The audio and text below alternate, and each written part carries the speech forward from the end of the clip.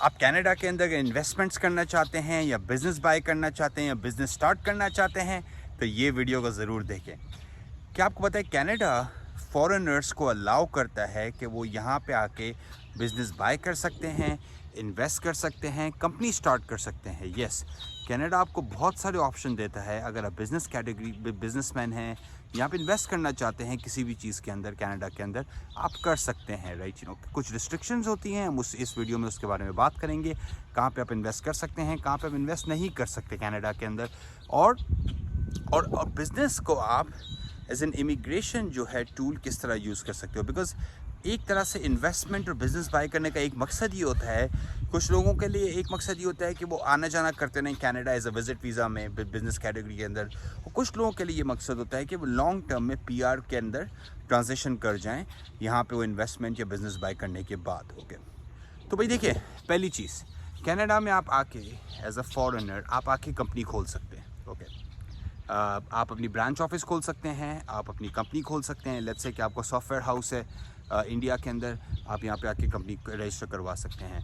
आपका let's say कि पाकिस्तान के अंदर कोई ना काम है, आप एक्सपोर्ट करते हैं किसी चीज़ की, आप यहाँ पे आके कंपनी खोल सकते हैं। आपका नेपाल के अंदर कोई बिज़नेस है, आप यहाँ पे आके कंपनी खोल सकते हैं। तो कंपनी खोलना यहाँ पे इट्स पॉसिबल फॉर फॉरेनर। आपको कोई वीज़ा किसी चीज़ की ज़रूरत नहीं है, राइट, के कंपनी खोलने के लिए। मतलब ऐसा नहीं है कि आपको कनाडा में होना ज़रूरी है कंपनी खोलने के लिए। तो that's number one thing, right, कि फॉरेनर्स कनाडा के अंदर ईजीली कंपनी खोल सकते हैं और ऑपरेट कर सकते हैं। ये मैं नई कंपनी की बात कर रहा हूँ। Okay, so that's number one thing. Number two thing इसके लेट्स से कि भाई आप एग्जिस्टिंग कंपनी को बाय करते हैं। ओके, अभी एग्जिस्टिंग कंपनी पर डिपेंड करता है ना, आपको बिज़नेस 50,000 $60,000 डॉलर से शुरू होते हैं बिजनेसेस, राइट, के and they go upwards of course millions of dollars, right, depending on the size of the business. अगर एक दो बंदे का छोटा बिजनेस होता है तो तकरीबन 50-60,000 डॉलर तक का भी मिल जाता है। छोटा कोई बिजनेस, छोटी कोई स्मोक शॉप, छोटी कोई दुकान, छोटा कोई सर्विस बेस्ड बिजनेस, छोटी कोई अकाउंटिंग फर्म, इस तरह से बेसिकली आपको 50, 60, 70, 80,000 डॉलर तक आप बाय कर सकते हैं उसे। किसी किसी इंडस्ट्रीज़ में आप नहीं कर सकते इन्वेस्ट। लेट्स से कि कोई स्ट्रेटेजिक कंपनी है, let's say oil and gas की कोई बहुत बड़ी कंपनी है, कोई डिफेंस का सामान बनाते हैं अगर कोई, तो उसके अंदर जो है ना आप बेसिकली इन्वेस्ट नहीं कर सकते। बिकॉज उसके अंदर जो है वो आप अलाउड नहीं हो बाय करने के लिए। रिस्ट्रिक्शंस है फॉरेन बायर्स के ऊपर, कैनेडियन गवर्नमेंट ने वो रिस्ट्रिक्शंस लगाई हैं, राइट, के। But other than that 99% sectors में आप जो है ना इन्वेस्ट कर सकते हो और उसमें कोई रिस्ट्रिक्शन नहीं है आपकी इन्वेस्टमेंट के लिए, because that doesn't matter, right, के। तो एक तो ये है कि आप छोटा सर्विस बेस्ड बिजनेस बाय कर सकते हैं। आप बेसिकली जो है ना छोटा कोई रिटेल का बिज़नेस बाय कर सकते हैं।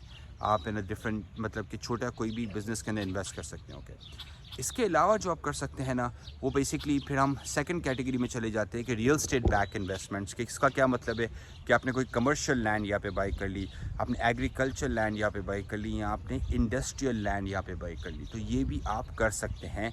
तकरीबन इंडस्ट्रियल कमर्शियल लैंड और ये चीज़ें तकरीबन स्टार्ट होती हैं, आप समझ जाएँ, गिव एंड टेक 1.5 लाख से ऊपर।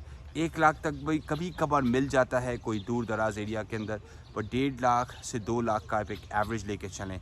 Give and take generally this is what it cost. क्या आप अगर कोई लैंड बाय करते हैं, लैंड के अंदर इन्वेस्ट करते हैं, 1.5 लाख डॉलर से स्टार्ट होती है मोस्टली चीज़ें। पर as a set 1 lakh dollar में भी कभी कभार आपको छोटे पॉकेट्स मिल जाते हैं रियल स्टेट के। ओके, अच्छा, एक और तरह की जो इन्वेस्टमेंट्स होती हैं थोड़ी कैपिटल इंटेंसिव होती है।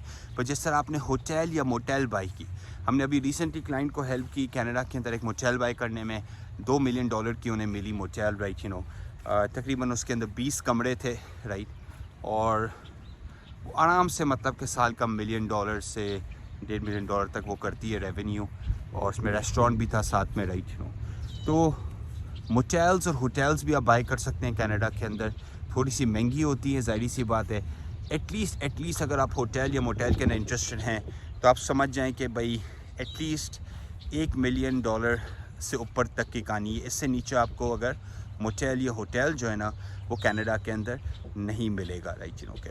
तो एसेट बेस्ड बिजनेसेस और भी होते हैं, जिस तरह आपने जो है ना अप एंड रनिंग कोई ना चलता हुआ फार्म बाय कर लिया, या आपने जो है ना जिस तरह कोई फैक्ट्री बाई कर ली, कोई प्रोडक्शन यूनिट बाई कर लिया, राइट, रिसेंटली हमने एक क्लाइंट को हेल्प की, उन्होंने कनाडा के अंदर एक छोटी सी फैक्ट्री बाई की है, राइट, $7.5 लाख की, और जिसका रेवेन्यू जो था वो बेसिकली $2.5 मिलियन का था बेसिकली। तो इस तरह की भी आप चीज़ें बाय कर सकते हैं कनाडा के अंदर, ओके।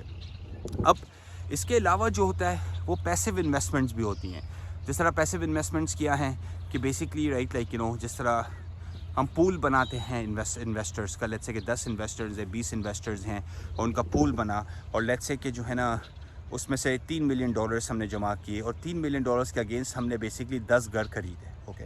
तो इस तरह भी होता है कि आप डायरेक्टली कोई चीज़ को ओन नहीं करते हो, आप एक फ़ंड के अंदर इन्वेस्ट कर सकते हो जिसमें pool of people like buy things together, और उसके बिहाफ पे बेसिकली राइट लाइक आप कनाडा के अंदर एसेट्स बाय कर सकते हो, रियल स्टेट बाय कर सकते हो, और डिफरेंट चीज़ें। एक ज़माने में पहले हम रेजिडेंशियल रियल स्टेट बाय कर सकते थे, पर अभी कैनेडियन गवर्नमेंट ने जो है वो रेजिडेंशियल रियल स्टेट अलाउ नहीं की हुई है, बिकॉज रियल स्टेट के प्राइसेस बहुत ज़्यादा बढ़ रहे थे। तो रेजिडेंशियल रियल स्टेट आजकल कम है, बस मतलब कि अलाउड नहीं है। किसी किसी केसेस में हम कर सकते हैं, पर थोड़ा सा रिस्ट्रिक्शन ज़्यादा हैं। पर commercial real estate, agriculture land, industrial real estate या बाइंग द बिज़नेस, ये सारी ओपन चीज़ें हैं, आप कर सकते हैं, राइट, ओके। मैं एक और भी चीज़ आपको एग्जांपल दूं, बहुत सारे लोग क्या करते हैं कनाडा में जो है ना एक ब्रांच खोल देते हैं। वो एक ब्रांच खोल देते हैं तो उन्हें फ़ायदा ये होता है कि वो नॉर्थ अमेरिकन मार्केट को एक्सेस कर सकते हैं। देखिए ये एक बहुत इंपॉर्टेंट पॉइंट है, ये लोग समझते नहीं है जनरली कि कनाडा में एक कंपनी रजिस्टर करवाने का फ़ायदा क्या है कि भाई आपको नॉर्थ अमेरिकन मार्केट का एक्सेस मिल जाता है। नॉर्थ अमेरिका जो है दुनिया की सबसे बड़ी इकॉनमी है, राइट। तो बहुत सारी अपॉर्चुनिटीज़, बहुत सारे दरवाजे खुल जाते हैं।